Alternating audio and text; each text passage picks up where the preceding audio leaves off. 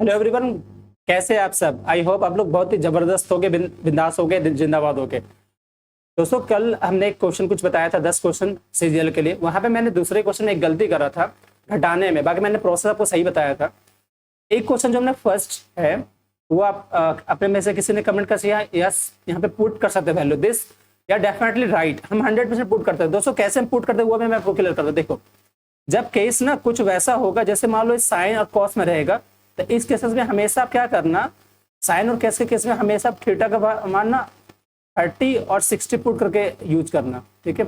लेकिन जब आपका ये साइन और कॉस में मैं बात कर रहा हूँ, ठीक है, साइन और कॉस के लिए।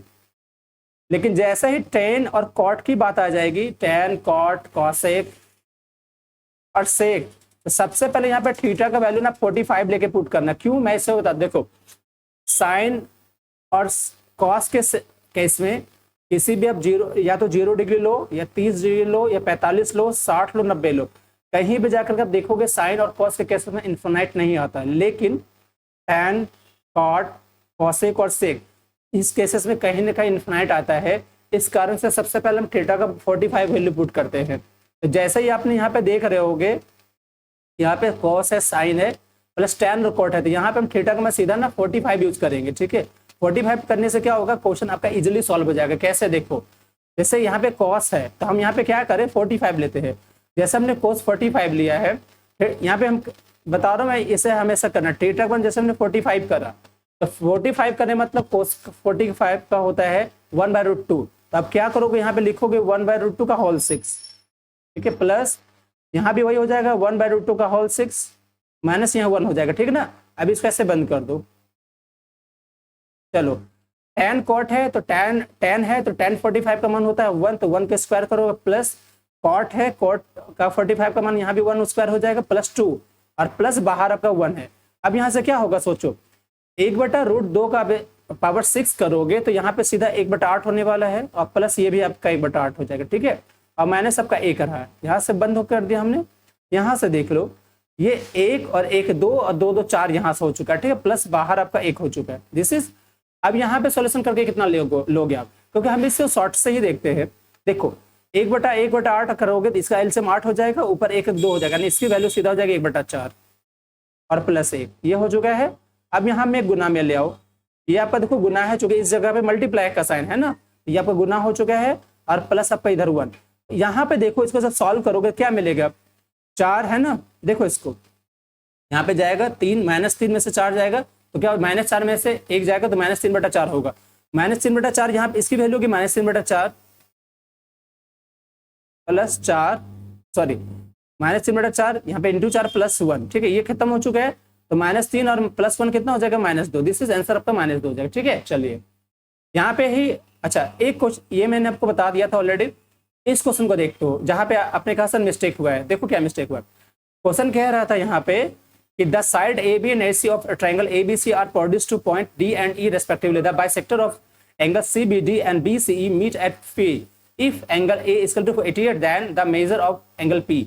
मतलब कह रहा है कि ए बी सी एक त्रिभुज है, ठीक है, जिसकी भुजाएं ए बी और ए सी, यानी ए बी और ए सी, इसको बढ़ाया जाता है, प्रोड्यूस किया जाता है कहां तक भाई, तो डी और ई तक। मतलब इसको हम बढ़ाते हैं डी और ई तक, हमने डी और ई तक बढ़ाया, ठीक है। और इसके बाद क्या हो रहा है कि वहां पे वो क्या कर रहा है, सीबीडी और बीसी, यानी सीबीडी और ये बीसी आपस में एक दूसरे को बाइसेक्ट करते हैं कहीं ना कहीं। और वो जो बाइसेक्ट पॉइंट क्या है, आपका पी है। बाइसेक्ट पॉइंट क्या है दोस्तों, बाइसेक्ट पॉइंट क्या है भाइयों, पी है, ठीक है। तो कह रहा है कि अगर ए की वैल्यू 88 है, इसकी वैल्यू बता दो। देखो अब ये इंटरसेक्ट का, यानी कह सकते हैं एंगल बाइसेक्टर का वैल्यू क्या होता है, अब इसको समझ लेना। जब भी एक त्रिभुज है समझो, और इसके 2 पॉइंट अगर यहाँ पे बाइसेक्ट करते हैं, इंटरसेक्ट करते हैं, यहाँ पे बाइसेक्ट तो बाहर है ना, अगर एक दूसरे को प्रतिच्छेद करते हैं, तो यहाँ वाली जो वैल्यू होगी वो होती है 90 प्लस a/2, ठीक है भाई। लेकिन अगर यही वाला बाइसेक्ट, ये क्या करता है, बाहर से करता है, मतलब अगर हम इसको बढ़ाने के बाद, अगर हमने बढ़ाया यहाँ पे बाइसेक्ट करता है, तो ये वाली वैल्यू जो होती है 90 और -a/2, इसको याद रखिएगा, ठीक है। लेकिन यही चीज अगर क्या होता सीधा, कि अगर हमने एक यहाँ पे ट्रायंगल खींचा, इसके बाहर एक वृत्त खींचा, तो ये वाला जो एंगल बनता दोस्त, ये वाला यहाँ पे, तो ये इसका डबल बन जाता। अगर ये ए है होगा तो ये 2a हो जाएगा, ठीक है सब। ये आपका क्या हो जाएगा, बाह्य रीजन से रिलेटेड हो जाएगा, ठीक है, इन सेंटर एक्स सेंटर वो वाली चीज हो गया। तो आपसे पूछा ये, तो ये हमारा क्या हो जाएगा, ये होगा 90 माइनस a/2, यानी 90 ले लो और माइनस a/2 मतलब 88 का आधा करोगे तो 44 हो जाएगा, और घटा दो, यहाँ पे 6 हो जाएंगे और यहाँ पे वो 4 हो जाएगा। हमने कल गलती क्या करा था मैं बताता हूँ, मैंने इसको घटा करके 56 लिख दिया था जो कि 46 हो जाएगा, ठीक है, ये मेरे से मिस्टेक हो गई थी, ठीक है। चलिए अगला क्वेश्चन मैं लेता हूँ, कुछ क्वेश्चन मैंने बताया था आपको, इसके बाद मैं लेता हूँ जल्दी से, ताकि कल करके ही जाओगे इसको क्वेश्चन को, या फिर बहुत ज्यादा इंपॉर्टेंट होने वाले। चलो देखो इस क्वेश्चन को, यहाँ क्वेश्चन क्या कह रहा है, देखो, a poster is on top of a building, है ना, a person is standing on a ground at a distance of 50 meter from the building, the angle of elevation to the top of the poster and bottom of है ना of the poster are 45 and 30 respectively, what is the 200% of the height of the poster. मतलब एक इमारत के ऊपर एक poster लगा हुआ है, ठीक है, देखो ये एक इमारत हम ले सकते हैं, हमने इमारत ए भी ले लिया, इसके ऊपर एक पोस्टर लगा हुआ है, क्या लगा हुआ, पोस्टर, यानी यहां से एक पोस्टर है, ठीक है, ये मान लो BC पोस्टर है। अब एक व्यक्ति इमारत से 50 मीटर के दूर, यहां से 50 मीटर के दूर पर कोई आदमी है, ठीक है, कह रहा है पोस्टर के शीर्ष और नीचे, यानी इस पोस्टर जो आपका है, पोस्टर से शीर्ष और नीचे, ये पोस्टर के इस नीचे वाले बिंदु से और शीर्ष बिंदु से क्या कह रहा है, कौन क्रमशः 45 और 30 है, तो 45 कौन होगा बताओ, 30 ये आपका होगा जो ज्यादा झुका हुआ होगा, और 45 आपका ये हो जाएगा, ठीक है, इस तरह से कह रहा है। तो पोस्टर की ऊंचाई मीटर में बताना है, ये भी पोस्टर की ऊंचाई का 20% है, 200% बताना, सॉरी है ना, 200% बताना है, ठीक है। तो चलो इसको देखते हैं। अब यहाँ देखो, अगर मैं √3 के हिसाब से चलूँ तो आपको क्या होता है, √3 की वैल्यू कितनी होती है भाई, 1/√3, ये 1 यूनिट होगा तो ये √3 यूनिट होगा। 45 के हिसाब से क्या होता है, ये पूरा 1 हो जाएगा, पूरा 1 हो जाएगा। तो अगर 45 के हिसाब से मैं चलूँ तो ये जैसे कि पूरा आपका 50 होगा, तो फिर AC भी हमारा क्या हो जाएगा, 50 हो जाएगा 45 के हिसाब से, ठीक है ना, 50 मीटर हो जाएगा AC। लेकिन अगर हम 30 डिग्री हिसाब से चलते हैं तो ये जैसे 1 यूनिट की वैल्यू ये √3 की, तुम कह सकते हैं ना कि √3 की वैल्यू 50, तो 1 की वैल्यू बता दो। तो हम क्या करेंगे, AB कैसे निकालोगे, सोचो, √3 की वैल्यू अगर 50 है तो 1 की वैल्यू कितनी हो जाएगी, 50/√3, है ना, ये 50 हो चुका है पूरा, ये 50/√3। अब आपको BC अगर निकालनी है पोस्टर की लंबाई, तो क्या करोगे, AC में से AB घटा दोगे तो हो जाएगा 50 और -50/√3, 50/√3, ठीक है। अब देखो यहाँ पे क्या होना वाला, सोचिए इसका, अब देखो कहीं पे एलसीएम का जिक्र नहीं किया, हम नहीं करेंगे, हम 50 अगर कॉमन लेते हैं तो क्या बचने वाला है यहाँ पे 1 और -1/√3, ठीक, ऐसे बचेगा, समझो। अब जिस हिसाब से इसने क्या किया, नीचे 3 लाया, तो हम क्या कर सकते हैं, अगर मैंने इसको एलसीएम दिया सपोज दैट, तो हमारा क्या होगा 50 × √3 - 1, और ये √3 बाहर हो जाएगा। अगर मैंने इसको 1/√3 से गुना कर दिया तो सोचो क्या होने वाला है, तो वैल्यू आपकी हो जाएगी √3 ऊपर हो जाएगा, सोचो इस चीज को, ठीक है। अब देखो √3 3 हो गया, है ना, तो यहाँ 3 हो जाएगा, -√3 हो जाएगा, क्या होगा सोचो, ठीक है। क्योंकि हमने क्या करा, कहीं ना कहीं कि अगर हम √3 से गुना तो नहीं कर सकते, तो हम क्या करेंगे, √3/√3 से गुना करेंगे। अब जैसे हमने करा, ये 3 हो जाएगा, समझना, ऊपर √3 तो √3 3 और ये √3, तो इसकी वैल्यू हो जाएगी 50/√3, और फिर यहाँ पे हो जाएगा 3 - √3, ऐसे हो गया। इसका पूछा था आपका 200%, ठीक है, तो आपको पता है कि 200% की वैल्यू सीधा 2 लिख दो आप, तो 2 से गुना कर दो तो सीधा आपका 100/3 हो जाएगा। अब आंसर कौन सा हो जाएगा, 100/3 × 3 - √3, ओके। चलिए अगले क्वेश्चन पे आ जाओ। कह रहे हैं P और Q के लाभ का अनुपात 5:8 है, उनका अवधि अनुपात 3:5 है, तो उनका निवेश, आपको पता है क्वेश्चन कहां से लिया गया, ये क्वेश्चन लिया गया पार्टनरशिप से। पार्टनरशिप की वैल्यू क्या होती है, profit of P by profit of Q करते हो तो हो जाएगा investment of P × time of P और by investment of Q × time of Q, this is, अब यहाँ पुट कर दीजिए। लाभ कितना है, 5 और 8 का अनुपात में, ठीक है। अच्छा इन्वेस्टमेंट दिया हुआ है क्या, अवधि का अनुपात है 3, इन्वेस्टमेंट निकालनी है, यानी IP/IQ आपको निकालनी है। टाइम दिया हुआ है आपका 3/5, तो कितना हो जाएगा IP/IQ, सोचो, ये मल्टीप्लाई हो जाएगा, इधर चला जाएगा क्रॉस में, ये हो जाएगा इतना, तो हो जाएगा इसका वैल्यू 25:24, दिस इज 25 और 24, ठीक है ना। P/Q करोगे दी 25, ये 24 हो जाएगा, दिस आंसर 25-24 का, ओके दोस्तों। चलिए अगला क्वेश्चन देखो। अब नेक्स्ट क्वेश्चन इज कह रहा है कि if a 9 digit number 468x5138y is divided by divisible by 72, then the value of √4 4x plus 3y। मतलब यदि 9 अंकों की संख्या 4, 6, 8, x, 5, 1, 3, 8 y है ना, को 72 से विभाजित किया जाता है तो इसकी वैल्यू बता दो। ठीक है, चलो अब 72 में इसको डिवाइड करके बताता हूं आपको कि 4, 6, 8, x, 5, 1, 3, 8 और y है। अगर ये 72 से भाग लगता है तो 72 से भाग लगने मतलब क्या हो गया कि इसकी ये कटेगी 9 गुना 8 से। ठीक है, अच्छा 9 गुना 8 से करने का मतलब हम क्या करते हैं, 8 के लिए लास्ट के 3 डिजिट देखते हैं। तो देखो अगर 8 से ये लास्ट के 3 डिजिट कटने हैं तो यहाँ पे हमें क्या रखना चाहिए, क्या रखोगे सोचो। 8 से मैं इसको काटा हूं तो 8 चौक 32 बचेगा 6। अब यहाँ पे अगर हम 4 रखते हैं 8 64 यानी 8 8 64 यानी y की वैल्यू 4 फिक्स हो गई। ठीक है, तो चलो इसकी y की वैल्यू आप ले सकते हो 3 × 4। अब हम 9 का चेक करते हैं तो 9 का रूल क्या है कि सम ऑफ द जो नंबर होता है, sum of the digit which is divisible by 9, मतलब सभी इस संख्या के सभी अंकों का जो योग होगा वो 9 से कटनी चाहिए। ठीक है, तो चलिए पहले देखते हैं 9 से कौन कौन कटेगा। तो देखो क्या हमारा जो कटता है उसको काट दो गया। पहले 8 और 1 9 कट सकता है, 9 से क्या कट जाएगा। 5 और 4 ये भी 9 से कट सकता है, इसको भी काट दो। ठीक है, और क्या हो जाएगा भाई 6 और 3 ये भी कट जाएगा। ठीक है, तो बचा कितना हमारे पास 8 4 12। अगर मैंने यहाँ 6 रखा तो 12 6 18 कट जाएगा 9 से, तो x की वैल्यू होगी 6, तो रख दो यहाँ पे 4 × 6। इसको रूट अंडर में डाल दो, कितना हो जाएगा 4 6 24 प्लस 4 3 12, दिस इज 36। और 36 मतलब root under this is 6। Answer आपका 6। मतलब रूट अंडर के अंदर अगर 36 आता है तो उसकी बाहर वैल्यू कितनी 6 हो जाएगी। ओके, चलिए एक चीज और देखो आप, नेक्स्ट क्वेश्चन क्या पूछा सोचो। कह रहा है यहाँ पे the given bar graph show the sales of computer for from 6 dealers A B C D E and during 2 consecutive years 2015 and 16 study the graph answer the question that follow. ठीक है, अब देखो यहाँ पे जो दिया हुआ है इसको समझते हैं, इसको फॉलो करना है आपको। ठीक है, देखो क्या इसने कहा है, इसने कहा है कि वर्ष 2015 के लिए डीलर ABC की कुल बिक्री, 2015 के लिए ABC 15 के लिए ABC की कुल बिक्री ये और ये। ठीक है, और 16 के लिए डीलर DEF की कुल बिक्री का अनुपात क्या होता है। तो ABC का कुल बिक्री ले लो पहले 15 का, तो 200 और 400, 4 2 660, 6 3 900 960। ठीक है, और 9 6 15, 4 3 7 2 9 10, आपका कितना हो जाएगा 50 हो जाएगा। दिस इज इसका लेते हैं DEF का, तो इसका देख लो 16 वाला आपका कितना हो जाएगा सोचो। एक दिख रहा है देखो 607, 7 6 1300, 1 1400 और 4 18 18 50। इसको काट दीजिए, ये खत्म। 5 से कटेंगे 21 और 5 से करोगे तो 5 से 15, 3 5 7 35, 21 और 37 का अनुपात हो जाएगा। This is answer will be 21 अनुपात 37। ठीक, अगली क्वेश्चन देखो, ये क्वेश्चन कर द वैल्यू ऑफ दिस, इसको सॉल्व करना, बस सॉल्व करिए। चलिए ये देखो इसका डिवाइडेड है ना, तो 7 से काट सकते हो 9 बार में, यानी ये 0.9 हो जाएगा। ठीक है, इसको देखो 13 3 40 हो सकता है ना, तो 3.9 हो जाएगा। ठीक, अब सॉल्व करो इसको।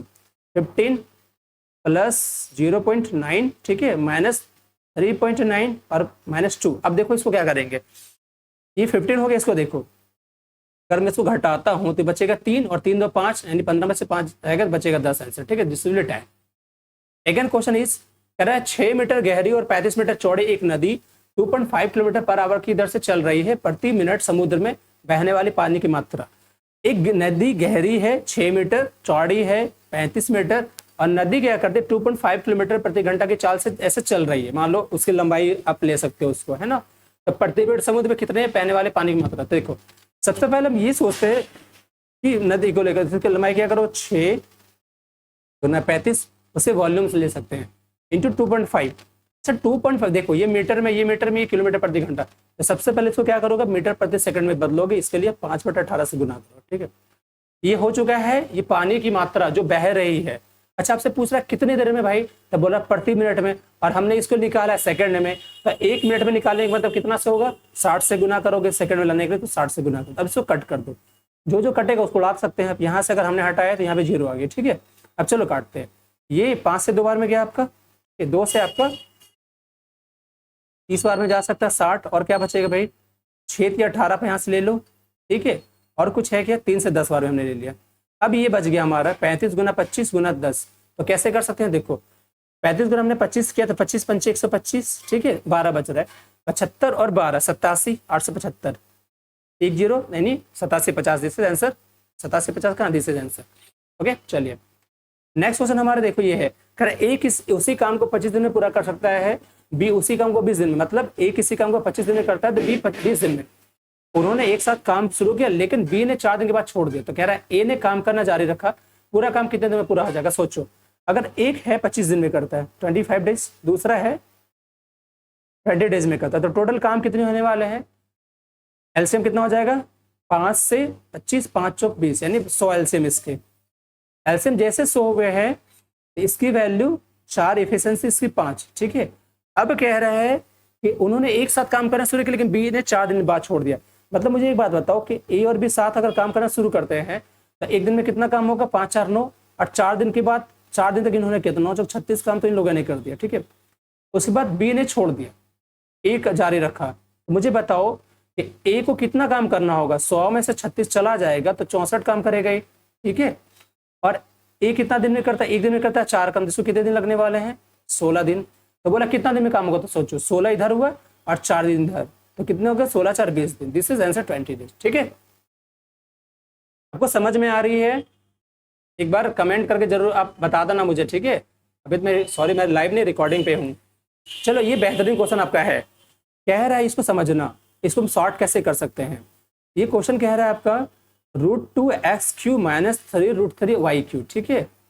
अच्छा यहाँ पे एक रुकना, यहाँ पे एक मिस्टेक है, आई थिंक यहाँ पे 2√2 होगा, ये 2√2 होगा भाई, क्योंकि 2√2x³ होगा -3√3y³ is equal to √2x - √3y। अब यहाँ पे एक पूछा है आपसे, क्या पूछा है देखो, ax² - bxy + cy², तो आपसे ये वैल्यू पूछा। तो क्या हम देखो इसको समझ सकते हैं क्या, aq - bq, जब भी आप aq - bq अगर लिखते हो, इसका फॉर्मूला क्या होता है, इसका होता है a - b, ठीक है, इंटू a² + ab + b², ऐसे होता है। अब यहाँ मुझे समझाओ कि अगर ये फॉर्मूला को बदल सकते हैं कि नहीं बदल सकते, हम aq फॉर्म में कैसे बदल सकते हैं, देखो ऐसे बदल सकते हैं, √2x का होल क्यूब -√3y का होल क्यूब, ऐसे कर सकते ही नहीं कर सकते, aq - bq। तो ये क्या निकलेगा, a - b हो जाएगा, फिर a² + ab + b²। तो देखो कहीं ना कहीं हमने तोड़ा, तो इसकी वैल्यू हमारी सिंपल सी होगी इस तरह से, √2x - √3y, a - b हो गया, a² पे ले आओ तो हो जाएगा √2x का होल स्क्वायर, मतलब 2x², ठीक है, प्लस b² ये b², तो b² मतलब √3y यानी 3y²। अच्छा ये ab है, प्लस ab है माइनस ab, तो प्लस ab में क्या हो जाएगा, सोचो 2 या 6 यानी √6 हो जाएगा, ठीक है, इसको समझो √6xy हो जाएगा। अब यहाँ पे क्या है सोचो, अब यहाँ पे क्या हो रहा है, ये मैंने कंपेयर कर दिया दोनों में, अगर मैंने इसको आपस में कंपेयर कर दिया तो क्या क्या इक्वल हो गया, ये इक्वल हो चुका है, ये हो चुका है, तो a का मान यहाँ पे 2 हो जाएगा, ठीक है। b का मान कितना होगा, देखो bxy है, यहाँ माइनस में यहाँ प्लस में है, तो यहाँ पे b का मान हो जाएगा -√6, c का मान कितना हो जाएगा, y² है तो c बराबर हो जाएगा 3। अब इसको पुट कर दीजिए, दिस इज a² मतलब 2 का स्क्वायर तो √4, b का स्क्वायर मतलब √6 -√6 का स्क्वायर, तो -√6 का स्क्वायर भी करोगे तो वो प्लस में होगा, तो 6 हो जाएगा यहाँ पे, और c बराबर 3 है तो 3 3 9 हो जाएगा, ठीक है। अब कितना हुआ, 9 6 4 10 9 19, √19 answer, this is answer 19। This is very good question यार। इसको देखो कह रहा है क्या कि एक दो वस्तु है ए और बी के क्रय मूल्य 4 5 है, इन वस्तुओं के बेसिस में दुकानदार को ए पर 10% और बी पर 20% का लाभ होता है, उनके विक्रय मूल्य में जो अंतर है 480 है, तो दोनों वस्तुओं के कुल क्रय मूल्य में का 30% बतानी है। तो चलो देखते हैं, अगर हमने ए और बी रखा, यहाँ पे हमने सी पी रखा, अगर 4 5 का रेशियो तो हम ऐसे मान लेते हैं 4 और 5 इसकी वैल्यू होती है, ठीक है भाई, सीपी की। अच्छा एसपी क्या होगा, सोचो ए पे दुकानदार को 10% प्रॉफिट होता है, तो 4 का 10% 4.4 हो जाएगा। अच्छा इसका 20%, तो 5 का 20% 2 1 होगा ना, ये 6 हो जाएगा, ऐसे समझते हैं। बोला उनके विक्रय मूल्य का अंतर है 480 का। अब यहाँ पे एक चीज आपको समझना होगा क्या, कि मैं इसको कुछ मान लेता हूँ, जैसे हमने 4x माना, इसको x मानते हैं, इसको x मानते हैं, तभी मुझे फायदा होगा। अब बोला है कि दोनों के विक्रय मूल्य का अंतर, इसका जो डिफरेंस है 480, तो सोचो इसका डिफरेंस कितना हुआ, 6x में से 4x जाए, 4 में 4x जाएगा तो बचेगा आपका 1.6x बचेगा ना भाई, इसकी वैल्यू 480, ठीक है। तो आपको निकालना दोनों वस्तु को क्रय मूल्य का 30%, मतलब आपको निकालना है दोनों का क्रय मूल्य मतलब 9x और 9x का 30% निकालना है। तो सबसे पहले मैं x की वैल्यू फाइंड करता हूँ यहाँ से, ठीक है भाई। तो कितना हो जाएगा सोचो, इसको काटेंगे 16 3 48 और 30 तो आया, ठीक है, और एक जीरो इसको काटोगे तो नीचे जीरो जो उस पर चला जाएगा, तो 300 हो गया x की वैल्यू। अब अगर जैसे मैं दोनों सी पे अगर 30% निकालना तो हो जाएगा 9x का 30%, दिस इज रख दीजिए 9x की जगह 300 और 30% का वैल्यू मतलब 3/10, ठीक है, इसको काट दीजिए, कट गया तो कितना हो जाएगा 3 3 9 9 81 810, this is answer 820, this is answer. Okay चलिए इसको देखो अब यहाँ पे हम क्या कर सकते हैं, अगर यहाँ पे समझते हैं इस बात को, यहाँ पे कह रहा है the value of 2 minus dash equal to 1 0, क्या हो रहा है थीटा का मान 0 से ज्यादा है 90 से कम है, तो क्या हो सकता है, तो क्या मैं यहाँ पे पुट कर सकता हूँ क्या,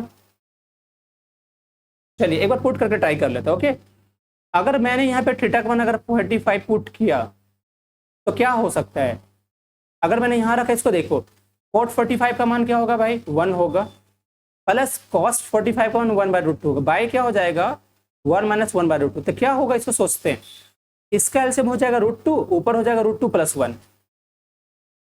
ठीक है, √2 - 1 और √2 कैंसिल, तो √2 - 1 इधर, ठीक है, इस पे आप रूट लगा दो और यहाँ पे आपका है 2 माइनस, क्या इस तरह से कोई आपको दे रहा है सिंबल या फिर आप ऐसे सॉल्व करके देख सकते हैं क्या, चलिए देखते हैं कैसे। अगर मैंने इसका क्रॉस मल्टीप्लाई किया है तो रूट क्या होगा, √2 - 1 हुआ तो ऊपर क्या हो जाएगा, सोचिए ऊपर हो जाएगा किससे मल्टीप्लाई करोगे, नीचे का जस्ट ऑपोजिट करते हैं ना, √2 + 1 से इसको करेंगे मल्टीप्लाई, आपने कर अगर ऐसे करते तो क्या होगा सोचो, यहाँ पे अगर 2 और यहाँ पे a + b का होल स्क्वायर मतलब बाहर आ जाएगा a + b, यानी बाहर हो जाएगा √2 + 1, ठीक है, नीचे a² - b² होगा मतलब √2 का स्क्वायर तो -1 का स्क्वायर 1, तो बाहर आ जाएगा वैल्यू 1 और 1 का आ जाएगा 1, यहाँ पे आ जाएगा 2 - √2 + 1 मतलब क्या हो जाएगा, ये 3 + 3 - 2 √2 हो जाएगा, ठीक है। अब इसको क्या कर सकते हैं, कोई मेरा ऐसा ऑप्शन दिख रहा है कैसे, देखिए अगर कोई ऐसा ऑप्शन दिखता है तो आपको वहीं छोड़ दोगे, चलो यहाँ पे 2 आया ना, sec 45 का मान जब करोगे तो √2 आएगा, ठीक है, इसका करोगे तो 1 आ जाएगा, क्या ये 3 + √2 है तो ये सही होगा क्या, देखो क्या इसको करते हैं, ये 2 और -√2 + 1, क्या ये हो सकता है 3 - √2 हो सकता है ना, तो आंसर आपका दिस इज बी, यहाँ भी 45 रख सकते हैं, ठीक है। चलिए इसको देखो, कह रहा है एक धनात्मक संख्या, यदि एक धनात्मक संख्या k को जब स्वयं के 30% गुना करते हैं तो एक संख्या जो k से 170% अधिक है संख्या के बराबर हो जाती है, मतलब देखो अगर मैंने एक संख्या लिया k, उसको जब उसके 30% से गुना करते हैं मतलब k का 30% से, ये संख्या है, उसको उसी संख्या में मैंने 30% गुना किया तो क्या हो जाता है, तो एक संख्या जो k से 170% अधिक उसके बराबर, k से 170% अधिक उसके बराबर हो जाती है, तो संख्या k किसके बराबर है, ठीक है। हम एक काम कर सकते हैं यहाँ से, चलो हम इसको ऑप्शन से ट्राई करते हैं, ओके चलिए देखते हैं कैसे।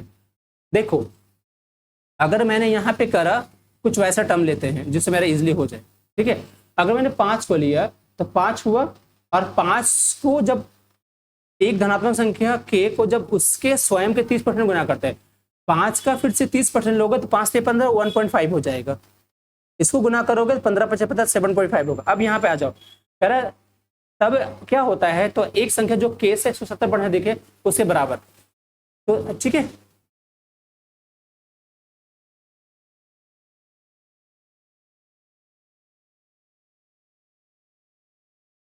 ये एक बार रुकना, अच्छा क्या दे रहा है, if positive number k when multiplied by 30% of it gives a number which is 170, हाँ देखो कह रहा है, तो ऐसा इंग्लिश हिंदी में थोड़ा सा इश्यूज है, देख लो, कह रहा है if positive number k when multiply by 30% of itself given a number, कह रहा है यदि k को हम उसके 30% गुना करते हैं, ठीक है, तो कह रहा है which is 170% मोर देन, मतलब वो क्या हो जाता है, वो खुद का 170% अधिक हो जाता है, मतलब क्या हुआ कि अगर हमने करा तो हमारा वो क्या होना चाहिए, वो संख्या खुद से k से 170% अधिक, मतलब ये जो वैल्यू होना चाहिए k से 170% अधिक, तो क्या ये है कि नहीं ये वो चेक करो, तो ये 5 है और 5 से 170% कितना हो जाए बताओ आप मुझे, 17 × 5 = 85,